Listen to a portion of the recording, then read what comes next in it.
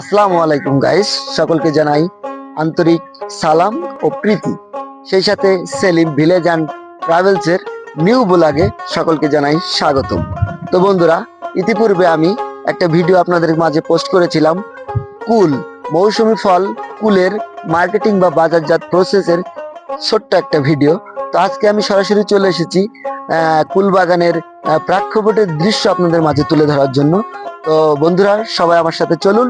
আমি এখন নিয়ে যাচ্ছি আপনাদের সেই মৌসুমী ফল কুল কিভাবে চাষ করা হয় এবং কিভাবে চাষিরা গাছ থেকে সংরক্ষণ করে কুলটা মার্কেটিং করে সে সম্পর্কে কিছু বিস্তারিত তথ্য আপনাদের মাঝে আমি তুলে ধরার চেষ্টা করব বন্ধুরা। তো আসুন সবাই।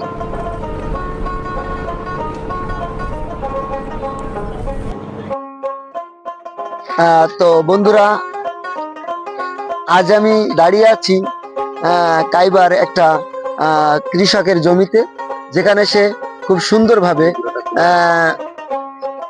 সুন্দরভাবে কুল গাছ লাগিয়ে কুলের চাষ ব্যবসায়িক খাতে সে চাষাবাদ করছে এবং এই কুলের সে সুন্দর ফলনও পাচ্ছে। আপনারা লক্ষ্য করে দেখতে পারবেন যে কত সুন্দর কুল ধরেছে, একটা গাছে পর্যাপ্ত পরিমাণ কুল ধরেছে এবং তারা এখন কুলের সিজন।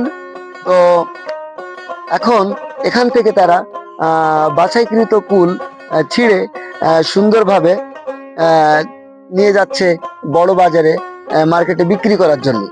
বন্ধুরা, আমি চেষ্টা করব চাষির সাথে কথা বলার জন্য এবং এখানে কতটুকু পরিমাণ জমিতে সে এই কুল চাষ করছে এবং খরচ বাদে তার একটা যে আর্নিং, এই আর্নিং সম্পর্কে আমি আপনাদেরকে কিছু দেখানোর চেষ্টা করব বন্ধুরা। তো চলে যাচ্ছি আমি সরাসরি এই কৃষকের কাছে। আসসালামু আলাইকুম ভাই। ওয়ালাইকুম আসসালাম। ভাই ভালো আছেন ভাই? আলহামদুলিল্লাহ ভালো আছি ভাই, আপনি কেমন আছেন? জি ভাই, আমিও ভালো আছি। তো আজকে তো আমি চলে এসেছি আপনার এই কুলের বাগানে। তো ভাই, আপনার এই ফলনটা কতদিন ধরে করছেন? আপনি কয় বছর ধরে চাষটা করছেন? আমি এই কুলের চাষ করছি প্রায় 5 বছর হতে গেল। আর এই কুলের চাষ করে আসলে কিছু করা সম্ভব, প্রতি মাসে 15 থেকে 20 হাজার টাকা ইনকাম করা সম্ভব। তো বন্ধুরা, আপনারা শুনলেন যে এই কুল চাষ করে সে স্বাবলম্বী হয়েছে এবং পাশাপাশি অন্যকে এগিয়ে আসার জন্য আমি আমার জায়গা থেকে বলছি, কারণ বাংলাদেশ কৃষি প্রধান দেশ। এখানে অনেক জনবহুল একটা রাষ্ট্র আমাদের বাংলাদেশ।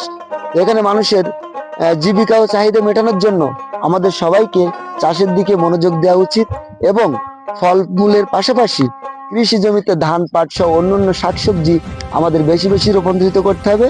তো বন্ধুরা, আজকের মতো ভিডিও এখানেই শেষ করছি।